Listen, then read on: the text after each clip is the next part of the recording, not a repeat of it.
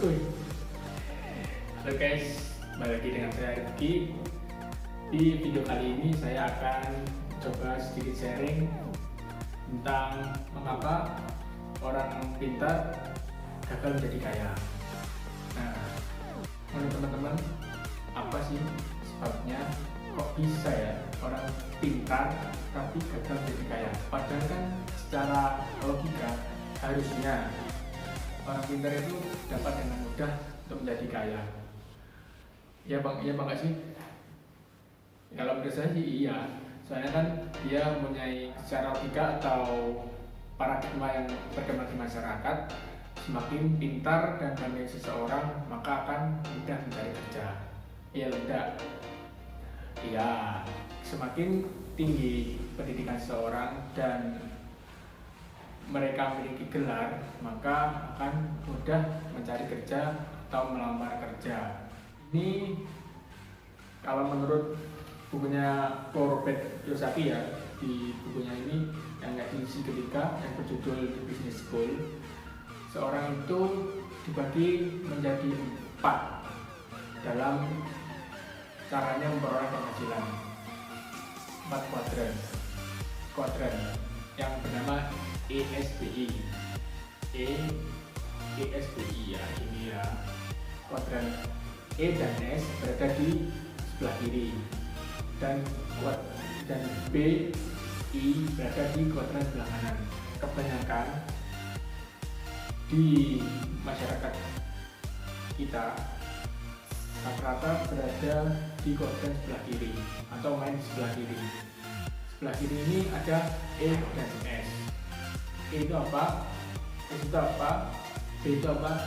I itu apa? Pertama E, employ. Employ juga diartikan atau diterjemahkan dalam bahasa Indonesia adalah karyawan. Kebanyakan di Indonesia banyak sekali yang menjadi karyawan. Mohon maaf sebelumnya, bukannya apa-apa.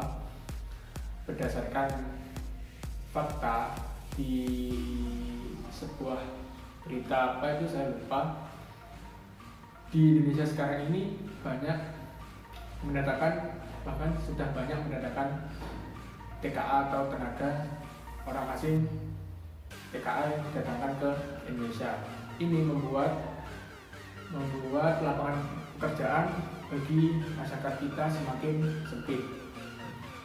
Karyawan ini sangat banyak sekali macamnya ya. Ada sebagai karyawan tetap, karyawan harian, buruh dan lain-lain.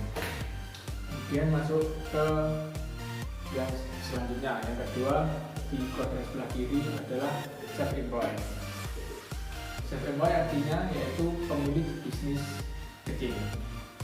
Self-employed ini sudah termasuk lumayan jika kita bicara secara perspektif dalam bukunya Robert Kiyosaki. Pemilik bisnis kecil ini mereka memiliki pola pikir, mereka ini tipe orang perfeksionis atau memiliki pola pikir adalah dialah yang paling benar atau paling perfect dalam melakukan sesuatu atau pekerjaan. Dengan kata lain, dia ini sangat berhemat sekali untuk menggaji atau menggaji. Dan mereka eman gitu loh untuk menggaji seorang karyawan. Maksudnya eman ini bukan karena omsetnya masih kecil ya. Kalau omsetnya masih kecil beda lagi lain cerita. Meskipun bisnisnya sudah besar, mereka tetap ingin melakukannya sendiri. Intinya pokoknya saya lah yang paling perfect, yang lain di bawah saya.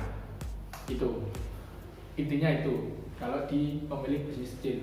Dan rata-rata mereka tidak memiliki banyak karyawan, mungkin 3-5 udah bagus lah. Itu yang berada di kuadran sebelah kiri. Untuk di kuadran sebelah kanan ada business owner B dan I, investor. Nah, di kuadran sebelah kanan ini adalah kuadrannya para orang-orang kaya atau sultan-sultan yang sudah high class. Maksudnya high class mana ya sudah memiliki omset mungkin di atas 500 juta sampai 1 M per bulan. Gimana, tertarik atau tidak berada di kuadran sebelah kanan? Ya kalau saya tertarik banget sih. Tapi untuk beralih dari kuadran sebelah kiri menuju kuadran sebelah kanan, ini dibutuhkan perjalanan yang cukup panjang. Tidak langsung instan seperti kita melakukan telapak tangan begini langsung berpindah ke kuadran sebelah kanan. Gak gitu juga teman-teman. Butuh proses panjang, butuh kerja keras, butuh tanggung jawab, butuh jam terbang, butuh experience, butuh skill-skill penunjang lain yang mempercepat kita untuk berpindah ke kuadran sebelah kanan. Kenapa di buku ini dijelaskan kalau kuadran sebelah kanan ini adalah permainannya orang-orang kaya? Karena yang pertama ya, yang beda kan business owner. Business owner ini setidaknya telah mampu mempekerjakan sekitar 500 karyawan. Enggak, 500 karyawan. Ya kita ambil mudahnya saja lah, satu karyawan digaji misal 1 juta deh per bulan. Tinggal kalikan saja 1 juta dikali 500 berapa, 500 juta dapat Pajero 1 ya. Itu kalau kita hitung-hitungan kasarnya saja. Dan business owner ini dia kelebihannya dia itu sebagai leader. Maksudnya leader ini dia tidak harus untuk memperoleh penghasilan, dia tidak harus bekerja selama 24 jam penuh. Maksudnya 24 jam penuh itu gimana Mas? Ya kan kalau bedanya di self employed tadi bisnis kecil, dia kan harus melakukan sendiri. Kalau dia nggak kerja ya dia nggak dapat penghasilan. Meskipun dia punya karyawan, itu nanti akan berpengaruh dengan omsetnya. Biasanya sehari dapat 1 juta, mungkin kalau dia nggak ada di situ atau nggak ada di situ, kan dia kan ragu-ragu untuk menyerahkan pada karyawan, maka akan berkurang secara otomatis. Nah di business owner ini dia hanya memerintah saja dan mengatur manajemen, membangun tim penjualan, membangun tim untuk sebuah bisnis agar bisa menjadi autopilot atau tanpa perlu ada seorang dirinya. Untuk menjadi autopilot ini maka dia harus bisa menghandle atau dia harus mempunyai skill kepemimpinan. Nah kepemimpinan ini di kuadran sebelah kanan itu bukan pilihan, harus atau wajib setiap orang di kuadran sebelah kanan ini harus memiliki kepemimpinan yang baik. Bagaimana tidak, jika dia tidak memiliki kepemimpinan yang baik, bagaimana dia bisa menghandle timnya yang sejumlah mungkin 500 karyawan bahkan sampai ribuan karyawan. Kan secara logika tidak mungkin kalau dia tidak memiliki leadership atau kepemimpinan yang baik. Nah, kelebihannya apalagi?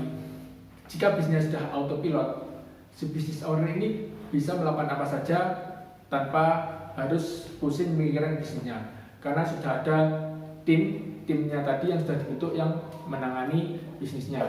Dia bisa berlibur bersama keluarganya dan melakukan apa saja. Dan menarik kan? Sangat menarik sekali. Baik, selanjutnya adalah investor. Untuk investor ini saya tidak perlu menjelaskan yang terlalu banyak, karena intinya investor ini sudah kelasnya kasta tertinggi ya. Jadi dia cuma menginvestasikan uang untuk menghasilkan uang. Jadi menginvestasikan uang, menghasilkan uang, invest lagi, hasil lagi, invest lagi, hasil lagi. Polanya seperti itu terus sampai beberapa kali.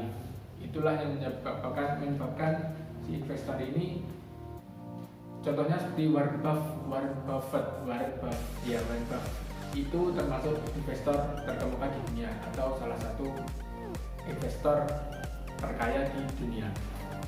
Oke, kembali lagi ke dalam topik. Mereka seringkali harus membayar pajak penghasilan yang tinggi. Mereka gagal berinvestasi dengan bijaksana dan malah menyimpan uang di bank, hanya mendapat bunga yang sangat kecil dan bunga yang kecil itu dikenai pajak tertinggi. Nah ini kalau kita bermain di kuadran sebelah kiri itu mendapat bunga yang sangat kecil dan dikenai pajak tertinggi. Karena apa? Di kuadran sebelah kiri ini, bukan sih, di kuadran sebelah kiri ini rata-rata itu yang mendapatkan gaji, mohon maaf, seperti PNS ya, itu kan dapat gaji tapi dikenai pajak terlebih dahulu. Jadi udah misalnya gajinya berapa, terus dipotong pajak dan lain-lain, baru total yang hasil akhir itu baru didapatkan oleh pekerja tersebut atau PNS tersebut. Ini pajaknya dikenai pajak yang tertinggi. Beda kalau dengan pemilik bisnis. Pemilik bisnis ini bisa memutar atau mengkonversikan, memutar uangnya ke dalam sebuah bisnis.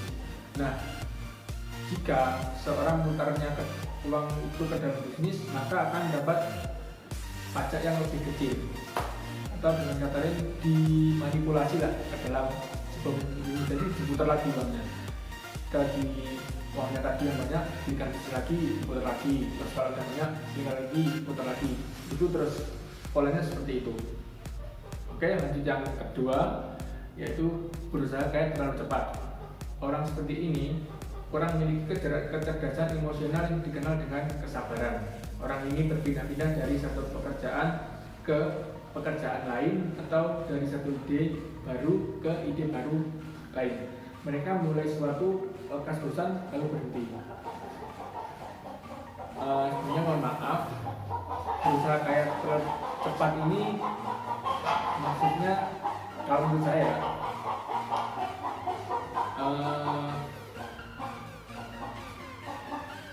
saat dia mendapatkan gaji atau penghasilan, dia tidak pandai untuk mengatur keuangannya atau budgeting. Mengatur keuangan ini seperti misal penghasilan berapa, pengeluaran berapa, kebutuhan pokok berapa, terus untuk investasi berapa.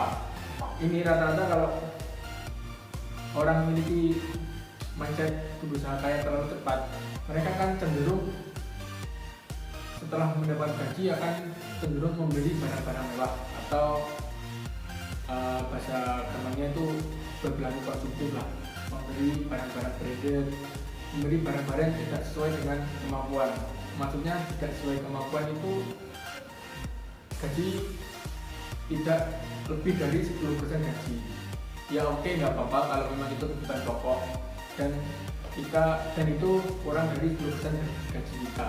Bisa gaji kita 1 juta dan 10% 100.000, ya itu tidak masalah, kan masih 10%. Coba kalau itu kita lakukan terus-menerus 10%, terus kita konsumtif dan lifestyle gaya hidup kita itu di atas 10%. Ya lama-kelamaan kita nggak akan punya aset, bos. Kita terus-terusan akan diperbudak oleh gaya hidup atau lifestyle. Saya sering menemui banyak teman-teman ya, orang-orang di luar sana itu bangga sekali dengan barang-barang branded, tetapi dia tidak punya skill untuk menghasilkan uang yang lebih banyak. Dia lebih pandai untuk mencari barang branded, tapi tidak pandai untuk menghasilkan uang-uang untuk membeli barang branded. Gimana itu maksudnya? Bingung juga ya. Pokoknya tuh penghasilan kurang dari barang-barang yang dibelanjakan. Itulah intinya. Kalau nanti kurang paham bisa ditanyakan di kolom komentar di bawah ini ya. Oke, lanjut yang ketiga, berbelanja impulsif. Hobi favorit orang-orang yang kurang cerdas secara emosional adalah berbelanja. Mereka senang berbelanja sampai kehabisan uang. Setiap kali punya uang, mereka menghabiskannya begitu saja. Orang-orang tipe ini berkata, uang seakan mengalir jatuh seperti pasir di telapak tangan saya. Ini berkorelasi dengan yang saya katakan sebelumnya tadi, yaitu berperilaku konsumtif atau hanya menuruti lifestyle gaya hidup saja tanpa mempertimbangkan cash flow keuangan mereka. Cash flow keuangan mereka. Ya. Oke, saya rasa yang ketiga itu sudah cukup. Kemudian lanjut ke yang nomor 4. Nomor 4, tidak bisa memiliki sesuatu yang berharga. Dengan kata lain, orang seperti ini hanya memiliki sesuatu atau mengerjakan sesuatu yang membuat mereka miskin. Misal, saya pernah bertemu dengan beberapa orang yang berinvestasi di real estate. Begitu memiliki real estate, mereka langsung menjualnya, menggunakan pemasukan itu untuk membayar tagihan kartu kredit atau utang kuliah, atau membeli kapal atau berlibur. Mereka menyukai hal-hal yang tidak terlalu berharga dan mereka menjual semua hal yang sebenarnya berharga. Ya. Jadi itu gini, dia itu nggak sabaran ya, kayak yang di nomor 1 tadi. Mereka beli real estate, kemudian langsung dijual. Beli real estate, dijual. Padahal real estate itu jangkanya panjang, nggak bisa langsung kita beli terus esoknya udah naik. Kalau seperti itu kita akan gimana ya, cuma buang-buang waktu aja, karena nggak akan kerasa gitu. Cuma sisinya berapa sih? Nggak sampai kalau sejuta kalau dalam waktu dekat aja. Yang minimal 5 tahun, 5-10 tahun lah. Kalau menurut saya sih seperti itu. Kemudian menggunakan pemasukan itu untuk membayar tagihan kartu kredit atau utang kuliah. Mereka menyukai hal yang tidak terlalu berharga dan menjual semua mereka. Kebanyakan orang seperti ini lebih senang bekerja untuk orang lain dan bekerja keras mengerjakan sesuatu yang tak akan pernah jadi milik mereka, bukannya membangun bisnis mereka sendiri. Emosi takut begitu menguasai mereka sampai mereka lebih senang bekerja demi keamanan alih-alih kegurusan. Oke, itu yang terakhir atau yang keempat. Jadi kesimpulannya, orang yang pintar gagal menjadi kaya itu yang ada 4. Yang pertama, mereka terlalu berhati-hati memainkan permainan uang dengan terlalu hati-hati. Ya seperti tadi, mereka dikenai pajak yang terlalu tinggi, terus gagal berinvestasi dengan bijaksana dan malah menyimpan uang di bank. Kalau di buku ini jelaskan seperti itu. Dan yang kedua, berusaha kaya terlalu cepat atau tidak sabaran. Yang ketiga, berbelanja secara impulsif atau konsumtif. Yang keempat, tidak bisa memiliki sesuatu yang berharga. Oke, itu tadi kesimpulan dari bukunya Robert Kiyosaki yang berjudul The Business School. Ya, ada yang belum lupa saya sampaikan. Pernah nggak sih teman-teman dengar kalimat seperti ini? Bersekolahlah, cari nilai yang bagus, dan dapatkan pekerjaan yang aman dan terjamin. Menurut kalian, pendapat kalian seperti apa?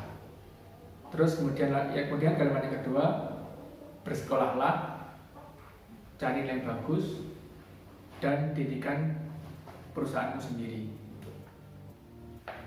Kalau menurut saya, dua-duanya ini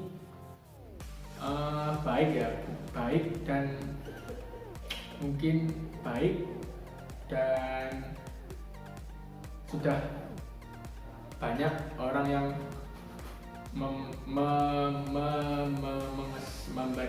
mengatakannya kepada anak-anak mereka. Yang pertama, bersekolah, cari nilai bagus, cari pekerjaan yang aman terjamin. Menurut kalian itu masuk ke dalam kuadran yang mana? Sebelah kiri atau sebelah kanan? Saya beri waktu 20 detik. Oke, satu jawabannya ya. Kalau di buku ini, jawabannya itu ada di sebelah kiri, yang mencari keamanan pekerjaan. Di kuadran sebelah kiri, pokoknya itu intinya aman mendapatkan keamanan pekerjaan. Udah, intinya keamanan pekerjaan. Pokoknya itu mindsetnya yang paling gampang untuk diingat. Kemudian yang kalimat kedua tadi, bersekolahlah, caranya bagus, dan dirikan perusahaan sendiri. Ya otomatis kalimat ini adalah kalimat orang-orang yang berada di kuadran sebelah kanan. Gimana tidak mendirikan perusahaan sendiri, otomatis dia kan sebagai business owner kalau berhasil mewujudkan kalimat tersebut atau berhasil merealisasikan bisnisnya. Kalau di sebelah kanan ini mereka berfokus pada kebebasan keuangan.